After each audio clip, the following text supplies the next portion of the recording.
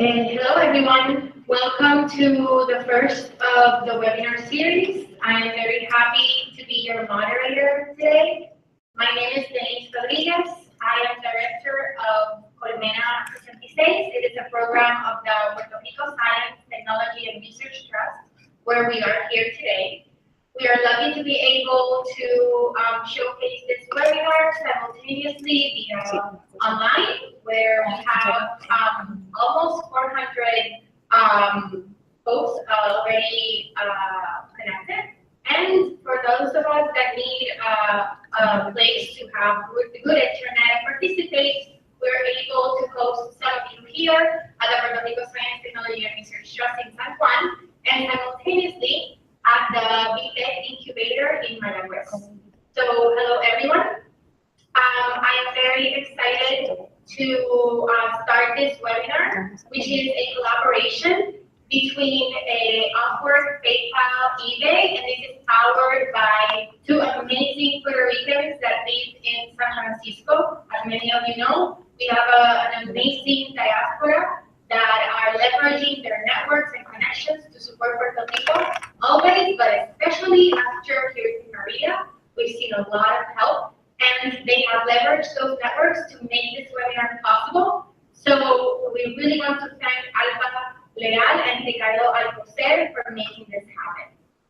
And we want to also give a welcome to Drew McCrary from UpWork, who will be sharing very important information to all of you. This, as you know, is a webinar powered by our interests that in Puerto Rico, we continue to leverage our talent and see how we can market our services outside Puerto Rico.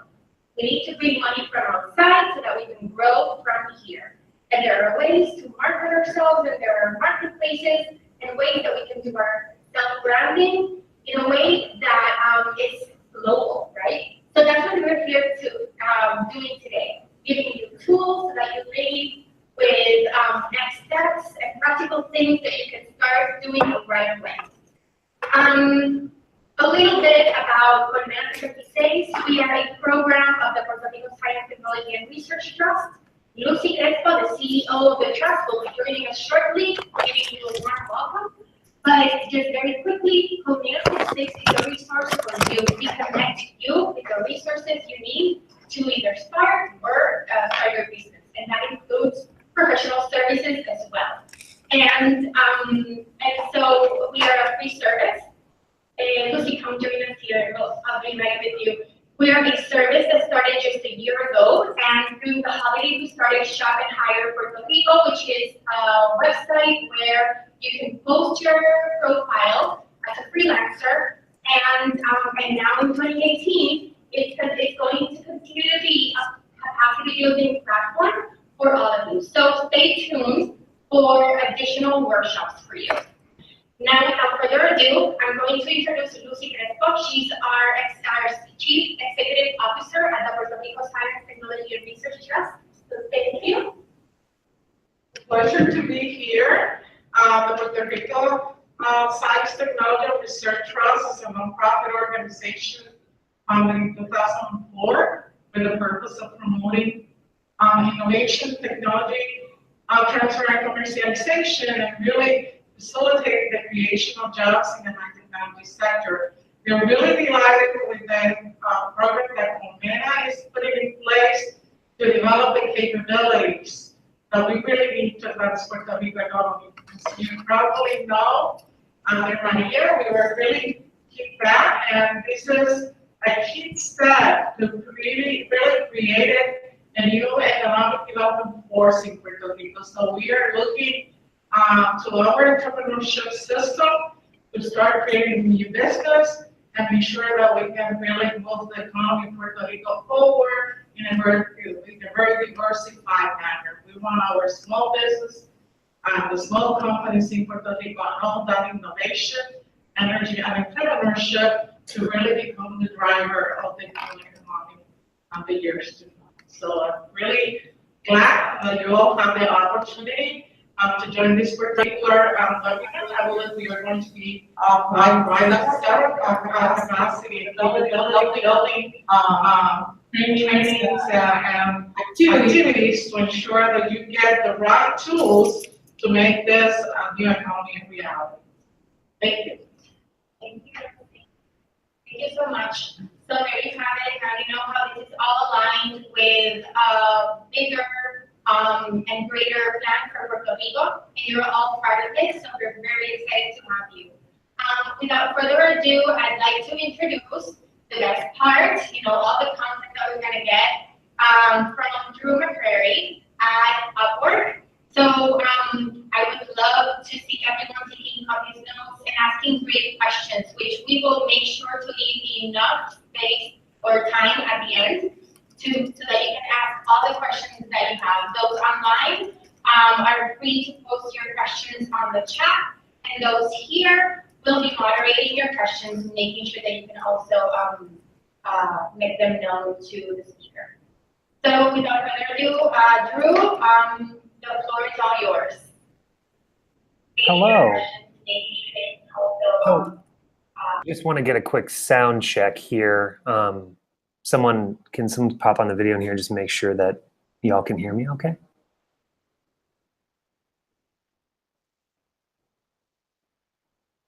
Okay, well, I'm going to assume that folks can hear me and start going. Someone jump in if otherwise. Can you hear me in the room there okay? Okay, so, yeah. I think we're okay, Drew. I muted the room so that we're not getting an echo. Awesome.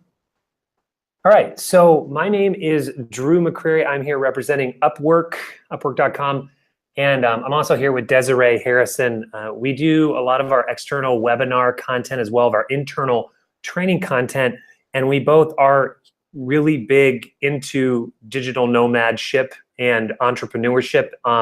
Desiree is a freelancer and is currently doing that exactly, is traveling around South America and is based out of Panama. And I have also worked and lived all around the world. And so we really stand by this philosophy of living and working in your brand. And today, I am going to talk about UpWork. I'm going to talk about our marketplace and some of the value proposition of what we offer. But I want to focus more on you as a brand and as a solopreneur or whatever you want to call it, because now more than ever and in trying times, it's so important for us to realize what skills we already have and how we can use these skills to market ourselves and get work. And in some cases that can be really difficult. So I hope that through this webinar, you get the first step in looking at yourself in that way and finding some opportunities we have to offer. So the first thing to know is who we are and what we do as UpWork. And so UpWork is a little history of the company itself. We are the world's largest talent platform. We have over 5 million clients, over 12 million freelancers. We're in 180 countries and over $1 billion of work done.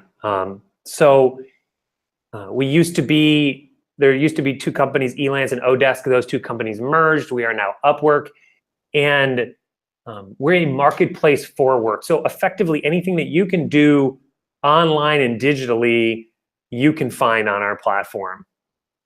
So why would you join something like this? And really, what we're providing is the space to find, if you're a client, find freelancers, and if you're a freelancer, find work in a safe way, right? Just as if you're buying something from somewhere like eBay, there's a whole system in place there to protect you and your money and find a reputation in sellers. And it's the same too with us as a marketplace. And so it allows for you to expose your talents and showcase what you do and make connections with professional folks and clients who are looking for you, and as well as protecting your money and the productivity and security that you want to have there. So that's just a basic overview, but really what I want to look at is skills, right? So we publish a set of our fastest top growing skills. You can find this if you just search for Upwork Quarterly Skills Index. We publish it every quarter, and you get to see what is growing, and that could be an indicator of places you might want to invest in yourself. So again, I'm going to be talking a lot about you as a brand.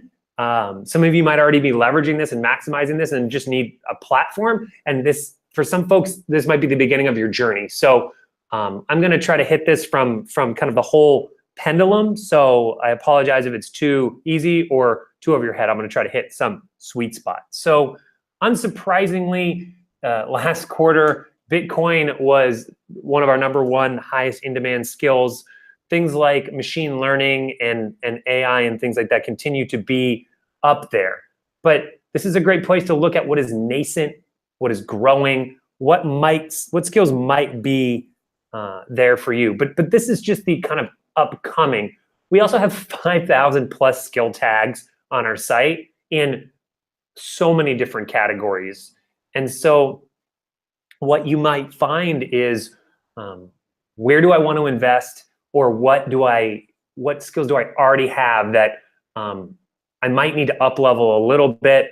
And then I'll talk about this a little bit later, but then thinking about how difficult is the work that I might want to do. Now, on a platform like Upwork, we have so many people on there that you are competing globally. So if you were to say wanting to knock out a low level skill set, then you might be competing with folks around the world who are in a place where they might charge less. So in your calculus, as you think about where you might want to be for selling your services, you do want to think about where these other jobs might be done, and then what is my level of skill. So if you were someone who was an expert in machine learning, then that would be a different thing because you're going to be in high demand anywhere in the world.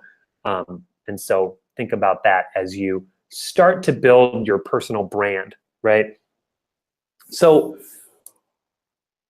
sometimes you have to get creative, and folks ask us, we run webinars bi-weekly on starting out as a freelancer and your journey, and people ask us, how do you get that first job? Because it can be hard, right? It can be difficult to cross that gap. And so they say, I don't have any direct experience with this type of work that I want to do, or I don't know what type of work I want to do. So the things you might want to start to ask yourself are, what skills do I have? Am I fluent in English? Is my English level high? That already puts you in a demand category and allows you to work with folks, especially US clients who are on the mainland, who would want to work with somebody who's next to or fluent in English. And then what other skills might you have? I always like to say that an investment in emotional intelligence, an investment in soft skills is one of the best investments you can make, because so much of the work is in the people side of things, asking good questions, connecting with your client, communicating with each other. And I think that you may already have those in droves, and that can be a great selling point for you as a brand. And the last piece is, what makes you a little different? I like to invest in myself in really communicating and understanding personality, and being able to match what I offer with the client, what exactly they want. And so no two things being the same. So what is your thing that you do that is going to make you a little bit separate? So just as a general checklist, your online brand, especially if you're trying to work globally, is your reputation. Every food review you've ever written, potentially, every post you've made publicly, you just have to assume that everything is out there. And then also, is your brand consistent across all the channels that you have, from your LinkedIn to potentially your Facebook to whatever you're using for your social media channels? And are you up to date on the current state of your field? Also, are you up to date on the current state of other fields? Because clients who are used to hearing from people in a certain field might be excited to hear about how you have experience in another field and how that correlates, or have you considered doing this, or I saw this in another field. And so there's lots of ways to cross-pollinate that experience. And, you know, again, always nice to Google yourself, take a look at what's showing up for you. If you can see it, someone who might hire you can see it. And if you're gonna work remotely and you're potentially never gonna see this client in person, your online brand and portfolio or whatever might be the only thing they see. So making sure that that's up to date, and as well, making sure that you're getting feedback. You have to build a brand that represents yourself. And if you're doing that from scratch or from just a little bit, then you have to make sure that you're asking for and getting feedback that's public, so that you can showcase your portfolio, and continue to build your reputation. So what would one do if you wanted to start with us? And this journey might be similar for you in any way, right? If you were doing something in a physical space, if you were doing something with your hands, you might be building a business through your network or in other ways. But in online, for us, you would be filling out a profile, right? And what would be really important is that you filled out a complete profile, being as specific as you can when you fill out that profile about what skills that you do. So a lot of people would like to blanket and say, I write content, I edit content, I read, I do grammar. I also like to write poetry, pretty good poet. I also do X, Y, Z, you know. And so while that might be good, it can also be good to say, I do content editing, I do writing, I do proofreading. My specialty, and in your biography and what you write, you know, I have this education, but my specialty is I am a fantastic copy editor, and I find the magic of the, you know, what you write or whatever. So getting really specific about what you do, if you can, when you fill out a profile, is great to get on our site. It's also great just for you as you're selling your services and being able to say, I can do all these things. The thing I have a superpower at is this. And that may change over time, or you might be wanting to gain experience in that. So every journey is a little bit different, and you'll find your way as you go along. So joining UpWork, you would create a profile, you would do what I described, and you would also be able to take skills tests. And so again, the biggest barrier to entry is getting that first job. And especially if you don't have a huge portfolio of work of things you've done on our platform or online. So we have skills tests that you can take that you can choose to show or not, that highlight any gaps in, you know, if you were trying to say you were an expert at Photoshop, but you don't have any portfolio stuff, but you can get in the top 10% of the skills test, then that would say to a potential client, hey, this person clearly is crushing it, doing really well on these skills tests. So maybe let's give them a chance. And hint, hint, they're really personable and great, and I love talking to them and I like them. Because if they like you, that's great. If you're the best in the world and they don't like you, you know, we'll see. So you would go through that journey, and then you get onto our huge platform, and it's like any other platform. If you're searching for something, you can type in and search for jobs. You can look at jobs that are recommended to you, and you can send out proposals using what we call connects for jobs you think you can win. And then you would go through some sort of interview and negotiate a contract in a way that you're paid and things like that. So there's a lot of information on this. I do want to say that if I move through this quickly, which I will, if you don't, if you feel free to ask questions about stuff you want more, I'll show you some links later about places you can go to ask these questions, our community, our help center. The conversation doesn't just stop at the end of this, so you can get all of that information. And there's a lot of freelancers out there who have gone on this journey. Know that you're not the first person to have started freelancing. You know, we have 14 million people around the world who've done that for us. And so you're not alone. And there are people who even in your communities locally who have probably done this and can help. So once you've completed your profile and look and start to search, there's all these sort of filters and things that you can do. But let's say that you are a copy editor. You could just search for copy editing, but you can also search by a whole number of different types of budgets, to how many people have applied, to how open you are in terms of hours per week. And so you have a lot of customization. Some people like to click a million of these things. They click all of them, and then they wonder why they can't find any jobs.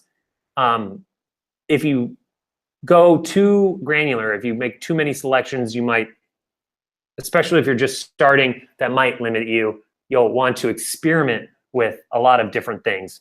But what I would tell you is, like any job, if you get a phone call and you pick up the phone and the thing starts a recording, right? And it says, this year, many people are blah, blah, blah. I just hang up the phone immediately, right?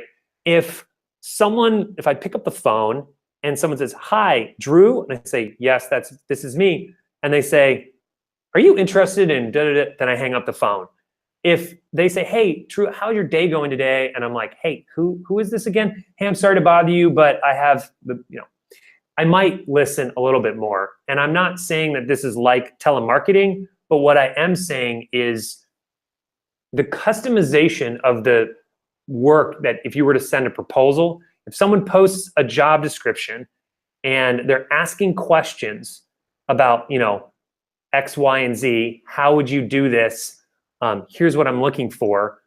If you just send them back, hey, my name is Drew and I like to write, then the chance of you getting that job is very low, versus customizing the proposal, thinking about the type of work that they might want to do, and how you might solve their problem, and how you might ask questions and say, hey, I'm a little confused about how you want to solve this problem. I have some ideas about this.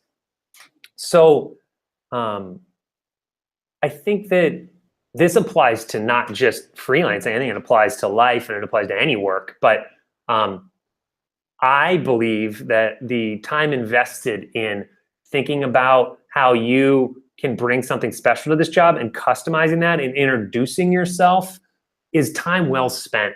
And it might help you solidify and clarify what you think you can bring. So I can't say enough about, spending time to think about yourself as a brand, and also just customizing every proposal that you make on our platform, but also like in general, no matter what you're applying for. As it relates to how our platform works for interviews is we measure a lot of the success of our freelancers by how fast they respond to communication, and how often their communications are received and accepted. And so, if they're applying for jobs and people are interviewing them. And so we really believe that communication is key and responsiveness time is key. So if someone invites you to a job, even if you don't want to do it or it's not the right job, to make sure you respond or decline. And I think it's probably, again, a good tool for life on how you approach yourself as a brand. If you're known for someone who is not on time or flaky or doesn't show up to things, there's a certain reputation around that. And as a freelancer, we like to, we think as a best practice, show up, communicate, and be responsive. I think that shows shows a willingness to work. And so the interview process is pretty much like anything else. A client can ask you to interview for something. They could ask you to do a test job and pay you for an hour to just see your skills live, or to create something. The key is, for anytime you're working online, is you're not providing free work. Anything that you're asked to do should be paid. So that's just part of the safety and security of our platform. So these concepts are fairly deep. I could talk a lot about this. I'm going to talk in general about the two types of contracts. This is something potentially good for you to know in freelancing, period. And that is hourly versus a fixed price contract. And so an hourly contract on our platform is something that you might take on if you're doing non-repetitive work, right? That is hard to measure. So if you were taking phone calls, or if you were answering chats for a customer support job, or you were maybe doing some sort of creative work, that might be something that's repetitive. It might be like if you were just colorizing things quickly, but if you were creating content from scratch, or you were creating logos, or you were designing curriculum, that might not be an hourly contract, because you'd need more fixed milestones, as we call them, along the way. So think about the job that you might do, and how would you do it? Would it be hour to hour, or would it be a fixed timeline? So the client might set that already. They might already have a great idea about that, but you might also propose that you could do it a different way. So for an hourly contract, we have an application that tracks your time and basically protects you, so that when you're working, that it's protected. It takes screenshots of your computer to make sure that you are working, and the client can check that to make sure that you are working, and there you go. And then there's ways to add manual time, and it provides a way for your money to be protected, your work that you've done to be protected, and the client's money. I won't talk about this too much, but this is the timeline. You work for 7 days. The client has a timeline to review your work, and our application shows if you had 2 hours where you were pressed the button and said you were working and nothing showed up, they can say, well, it doesn't look like you were working during that time, and then they can dispute that. But this cycle allows for you to get paid for the work that you do, answer any questions about what you were doing during that time, and then have a security protection of money for both parties. On the fixed price side, let's say that you were designing a logo. The client might say, I want you to do it in 3 parts. I want you to create a mock-up, milestone 1, milestone 2. I want you to colorize it. Milestone 3, I want you to, render it and make a final copy and deliver it. Any other final edits. So the client would build these milestones. You would agree on them. You'd negotiate, make sure that was okay. I'm going to talk very briefly about escrow. If there's a want, I can talk more about it. But the escrow is a service that allows for you to be protected and the client again. So like, let's say you took this job for a fixed price to make a logo, then you would make this contract and they would fund a milestone for the first thing, which is the black and white mock-up. So the money is passed along to this third party, this escrow service. The money is just hanging out there. The client doesn't have it and you don't have it. It's held. And then when you submit your work, the client can say red, yellow, green. Green is great. This is wonderful. I love it. And then they release the money. It's held and made sure it's the security hold for a few days. And then it's let go to you, and you'll start working on the next milestone when the client funds it, puts money into it. So it allows for you to have that be protected. The client can also say, this is not exactly what I wanted. Can you make a couple of changes? Or this is not at all what I wanted, please redo it. And having the money held in escrow allows for the client to get what they asked for.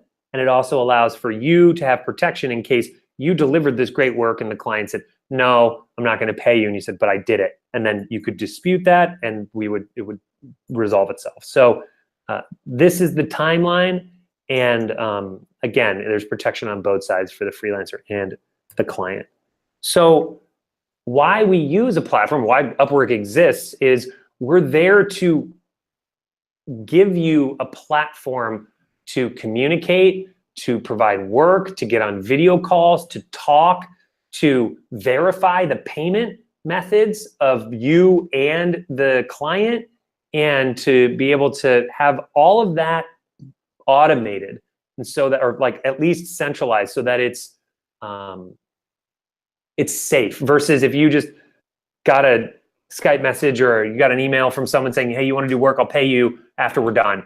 And then, you did the work and they just disappeared. So communicating and doing all of the work on our platform when you take a contract is super important for those reasons. So a little bit about money. Obviously, this is the whole point. Like, you want to make some money. I talked about escrow. A third party holds that money, right? That's the protection on both sides. I think it's fairly clear, but again, we get a lot of questions on this. So I'm happy to answer any more. The way we've built our platform, as a freelancer, there are fees that you pay, and that's how we, obviously run our platform.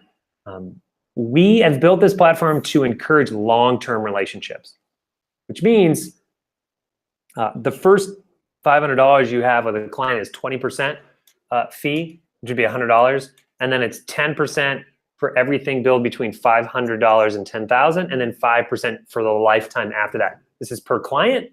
The whole point is we want you to have long-term relationships with clients. We see that maybe they are checking your work a lot more when you start. Maybe they're a little worried about, the work that you're doing. But as time goes on, we find over and over again that these clients say, hey, do you have any friends who do this? Hey, can you also do this? Hey, this is awesome. I, have so much more work for you. And they're not checking your work as much because they know you're good and they know that you're going to deliver. And that's what we hope for. We hope that by communicating, being open, and delivering great work, that you can build these long-term relationships with your clients. So payment methods, you're going to ask, like, how do I get paid? And know that generally speaking, PayPal and a bank, like an ACH, which is an automated clearinghouse, which is direct to your bank, should be available to you. That's a great way to get paid.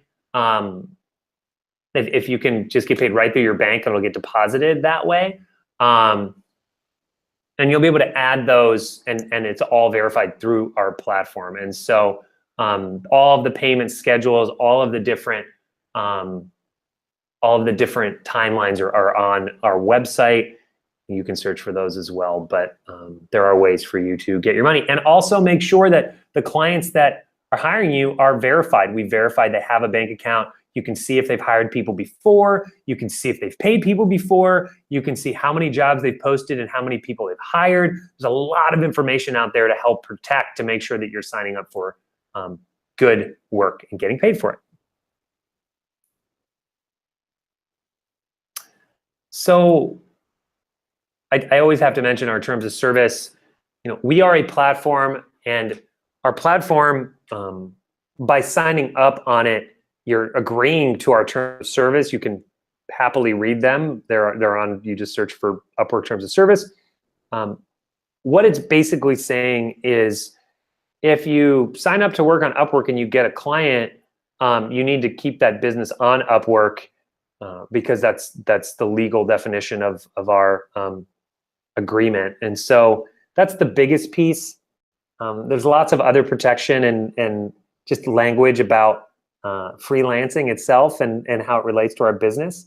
You are running a small business. If you're a freelancer, you are a business. You're a sole proprietorship, or depending on if you make some sort of other tax status. But it's important to think of yourself this way, and start to build your reputation around you as a brand and as a business. So that goes into the way you communicate with clients. It goes into the way that you think about your online reputation. It's everything that you're doing to build a successful network of relationship. It could start with the people in and around you who already know you and who can potentially provide you some work. And then it extends out into the network professionally that you'll build through your work and on our platform and wherever else you might choose to work. So you're gonna wanna build that network, find the schedules that work for you.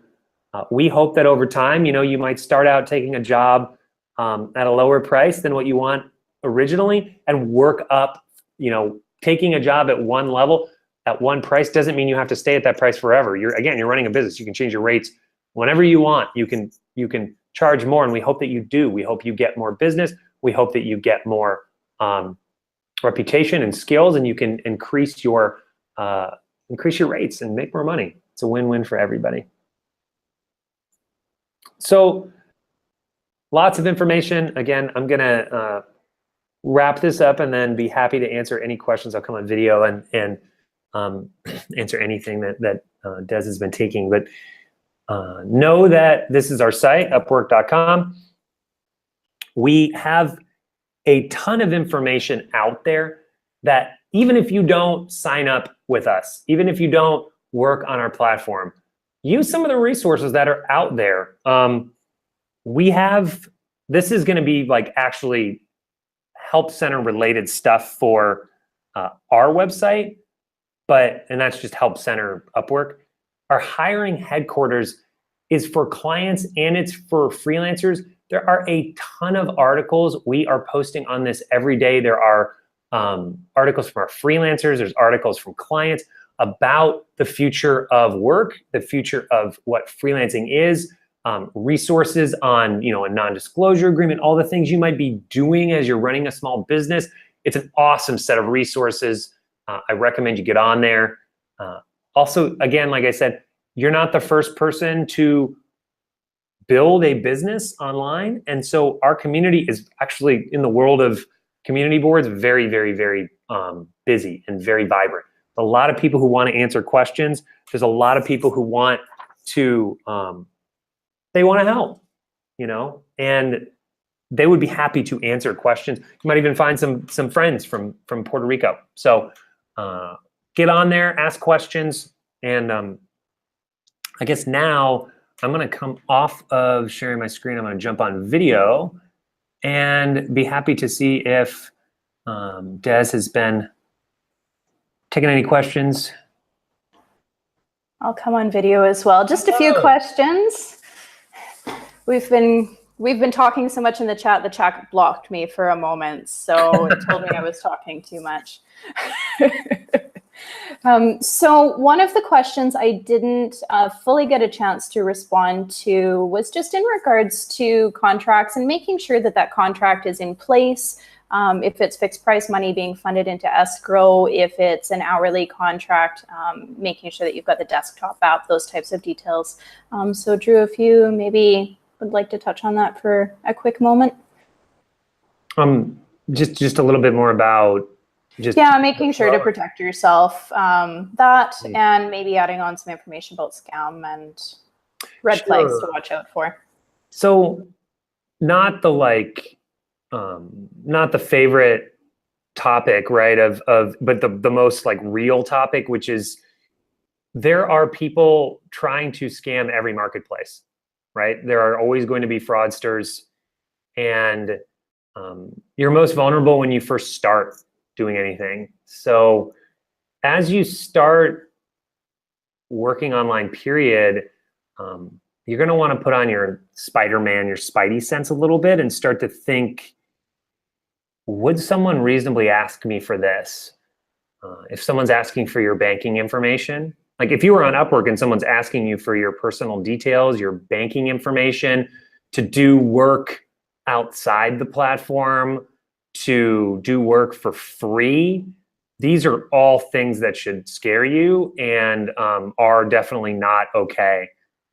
We have full teams, and every marketplace has full teams that are there to ensure the integrity of the site. And so, because if you go on our site and you can't get a job, or everybody's trying to spam, scam, or rip you off, you're going to leave that marketplace. You're not going to trust that marketplace. So we're doing our best to watch for it. We need your help.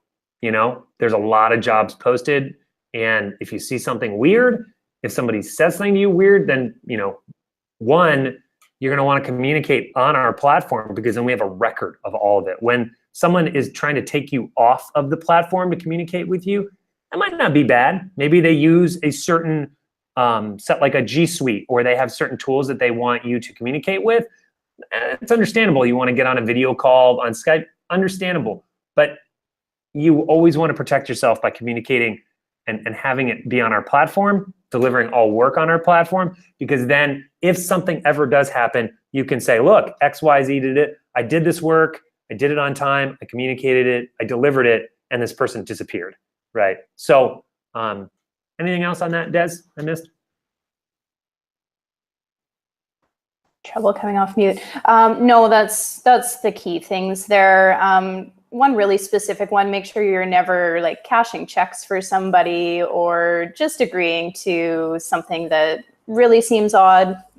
Absolutely reach out to our help center. We have a full customer support team that will also help to vet information for you, so they can help look into these cases if something seems wrong. All of that can be done through our help center. I've mentioned it a few times in the chat, but you would be able to go on there and ask for assistance if something came up. Also in the job post, you can see a little flag tab on it, and you can go ahead and flag those posts directly to us too. We've got a few small questions in regards to tax. I know Drew's probably done with talking about tax today. We had a tax webinar earlier in the day. Just want to drive home the point, and I know Drew has mentioned, but you would be running your own business. When you are working in the freelance economy, this doesn't matter if you're working in person through contacts that you know, you're starting to set up your business, or maybe you're taking part of your work online or all of it. If you're using a website like UpWork and you're sourcing contracts, we are really in place not to hire you. That's not our role. Our place is simply to be that intermediary as a website that allows you to connect with clients. You're running your own business. You're making your own financial decisions. You're doing your own negotiations. So that boils down to tax as well. Always a good idea to talk with a tax professional before you start going into a sole proprietor, or if it works better for you to start a corporation. Everyone's situation is very different, so we can't advise, but we do want to make sure that you're taking the right steps to set yourself up and talk with those professionals. And again, people on the community in your region might be able to point you in the right direction for who to actually speak with for that. Nailed it. As an hour webinar summed up in like 3 minutes. Talk to your local tax professional. Drew, do you want to maybe speak a little bit in detail to the importance of portfolios? Yeah, I do. So one, you know, as it relates to our website, or it relates to you as a potentially emerging freelancer, if you have a portfolio of work, you definitely want to represent it. You definitely want to have it. You might need to ask for permission to scrub some of the personal information, the PII, or you know, you might not even be allowed to use any of it, depending on the intellectual property of who you've done it for. I always ask for some sample, and you can always ask if you're on Upwork, you can always ask if they're interviewing you, and they say, hey, you've done a really good job of showing. I always ask for some sample, and you can always ask you can always ask the potential client for an opportunity to do a test project to showcase your skills, which means if you can pay me for an hour, I can do something to show you that, you know, here's what I specifically do. On our site, we also have the skills test, which I mentioned. It allows you to take tests in your field, and so that helps to cross the gap of maybe I'm developing my portfolio. As you write your bio, if you are lacking exact experience in the field that you're trying to learn, again, taking that soul-searching time to say, what do I really do? What is my personality? What do I bring? That's a great way to highlight who you are, having a photo, potentially having an introductory video of introducing yourself so people can get a sense of your energy. And again, customize that proposal, because if you're lacking in portfolio experience, how are you going to stand out right? And if you can wow that client and say, I've read every word of that, I took time, I thought about it, and you know, I'm saying, hey, here's how I would solve your problem. And I know, you know, I will work night and day, and you know, I'm super excited to partner with you.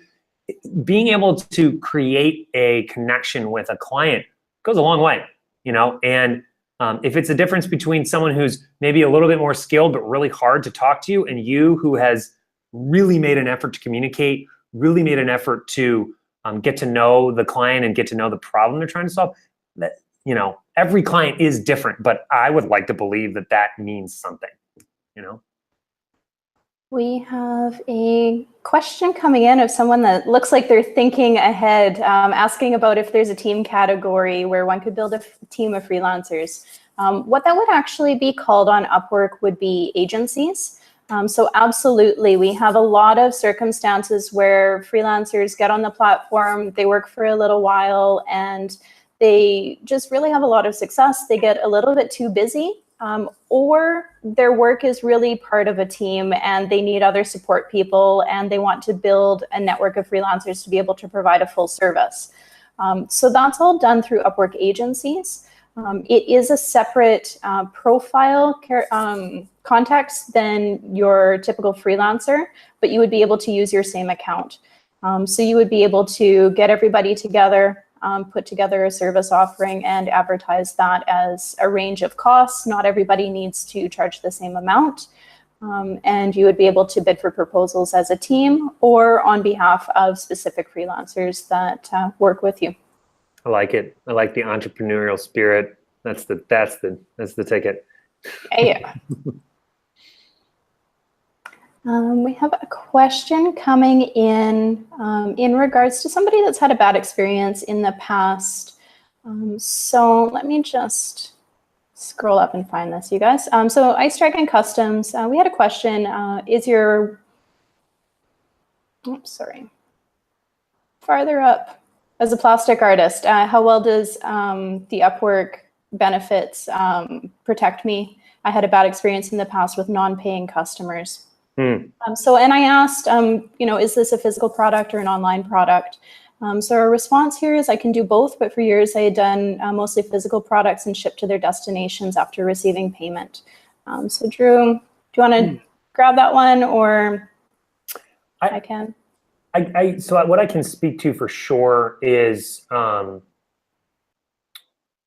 if you were going to do something like that, what our platform offers is you would want to be really clear about what you were delivering, right? And so the protection on our site is if, let's say, we're creating a fixed price project where the hours I put in doesn't matter, it just the product, so you know, you can set up those milestones. And so you might say, hey, let's set up some milestones where I create the basic shape uncolorized or whatever that looks like in your skill set, and I'll show you a picture, I'll show it to you on video, I'll do whatever it is, and you can set up those pieces along the way. Because when you set up a fixed price project and it's binary, it's I'm making X for you and I'm sending it, that leaves some potential for a non-repetitive buyer to not pay. That being said, you can hash out very clearly what you will be doing. You might, in your proposal and in your communication with on our platform, you're saying, here's the picture of what I'm going to deliver to you, and so that you're being nothing but clear about all of the steps, all of the things, and when that's documented, that just gives you a lot more protection. In the case that you deliver something and then the client says, this goes for any type of project, and the client says, this isn't what I wanted, the more clear you can be on the front end, the better it's gonna be on the back end if something happens, right? Because then you say, look, I communicated every single thing that I was gonna do, the color, the style, the shape, the timeline, and I met every one of those things, and the client is just not paying. Additionally, on our platform, you will be able to see that that the payment method is verified both for you and for the client. So it means they've got a credit card registered, it's been verified, it's there. And in the fixed price job, you would not start working. So you'd negotiate, you'd do all this stuff. And then again, you would not start working until they press the button and they funded the escrow, which means the money is now pushed into our escrow agency, which means the client doesn't have it anymore. It's held there. And so if you deliver something and then they say, this isn't what I wanted, they don't have the money.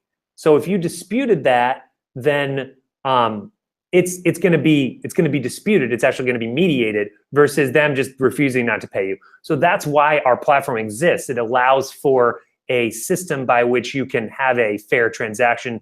You hope that nothing goes bad. We hope that every single situation is great, but that's the value proposition. Thanks for that, Drew. We had a question come in regards to profiles for inspiration. Yes, we do have a few. They are posted in the UpWork Help Center if you check for sample profiles. So there are a few. However, there's a really non-exhaustive list of different profiles out there and plenty of resources online. We've got very helpful people in the community. You're always welcome to post your own profile up in the community, ask for feedback from your peers. Gosh, yeah. They'll get in there. You might need a little bit of a thick skin. They might really get in there and tell you what they think about it. But all of that's in constructive criticism and really meant to help you develop your skills and develop your portfolio and your profile. Hiring Headquarters has a ton of tips as well. So if you check our UpWork blog through there, as well as the Help Center, you should be able to find some. And I always tell people as well, just Google and look for, not Google, but just search for freelancers. If you go into the search system, you can search for jobs and you can search for freelancers. Look for people in your industry, see what they have out there, see how you compare or what their portfolios might look like, and you'll get a lot of information that way too. Something that I've certainly done as a pro tip is hire something, like go through the flow of hiring somebody on our platform as a client to understand how the experience goes of what the client is seeing, right? So you could do that and you know, bonus points, maybe you hire somebody in your field, right? You hire somebody to do a job that you would do or just like some small level of the job, because then you get a sense of who's applying, how they're applying. I mean, it's basically free research and that you're paying for research, right? So those are just ways that you could get an experience of what is it like to be in the client's shoes? What is it like to hire? What is it like to look at proposals, right? You can have it, but you can also just search for freelancers and get on the platform that way and see what they're highlighting and what they're listing. And if you're thinking, I don't have the money to hire somebody, you can do very small test projects, just minimum rates on our platform. So a minimum milestone rate is $5 per milestone. A minimum hourly rate is $3 per hour. So you can get a lot of information for quite a small amount there too. Awesome. I don't see any more questions coming in unless our moderators have additional questions. We can probably go on and on forever, you guys, with different tips of information. But I also don't know if we have any additional information before we wrap up that we might want to pause here. We don't have any questions from our participants here at the Science Trust. And I believe Stefan doesn't either, because we're chatting. Are we good then? No more questions popping up on the chat? We have one more I'm going to take just in regards to identity verification. We can handle quickly, and then we can wrap up. So in regards to that identity verification, yes, we do the best that we can to make sure the system is secure. That means that you may go through identity verification. You may also go through a webcam verification. So all of that is to protect you. Your identity and your information is secure in the back end of the system. But we do that to make sure that we are protecting, like Drew was talking about, with trust and safety. So you would go through, submit your profile. There will be some settings that you need to fill out, and typically it can take a little bit of time before your profile is actually going to get approved. So that may not happen immediately. It might be a 24 to 48 hour turnaround. So don't be surprised if that takes a little bit of time just to get through the system to get started. Did I miss anything, Drew? Good. Liked it. Awesome. All right. We're done then. We'll hand the mic back over. I really want to thank you and Ray for this wonderful content. Thank you, Desiree, for doing a great job at fielding those questions. There were many coming along at the chat, so we really appreciate you for doing that. And thank you to both of you for putting together this amazing content. It's very useful. I learned a lot. And we hope that this was very useful to all of you. As you know, the idea here is for us to have more tools to be able to market our skills, because we are very creative. Puerto Rico, we have amazing talent, and we can't just leave it here for us ourselves. We have to share that with the world and make money out of that too, right? So we can stay here and grow from Puerto Rico. And I want to thank Reinvent Puerto Rico for making this happen, Alba and Ricardo, and everyone that also supported this from the community via social media, all those messages to be able to spread this word and so that all these people were able to connect today. And we're very excited to be able to collaborate with you here at the Science Trust at Colmena Space and with our initiative Shop+HirePR.com. I would love to invite you to register for our next webinars. The next one is next Tuesday, February 27th, and that's going to be with PayPal. The name is How to Save Your Without website. In this free webinar, you will learn how easy it is to receive payments from your clients, even if you don't have a website yet. So make sure you register, and that one's going to be in Spanish. Okay? The final one is on March 1st, so that's next Thursday. That one's going to be with eBay. The name is How to Become a Global Seller. That's going to be in Spanish as well. And in this free webinar, you will learn more about how to create and manage a store from tangible or digital goods on eBay, one of the world's largest marketplace platforms, okay? And you can find out also how it works and how you can sell either new or used products to buyers in over 190 countries around the world. So it's a great platform. Our idea in Puerto Rico is that we have to be como la road. We have to be everywhere. And all the marketplaces where all the global traffic is, we need to be there. And so the idea is you're here because you are already excited about this, and we need to help you learn how. Okay, so register, tell your friends and family, and with that, I want to thank everyone, all of you again,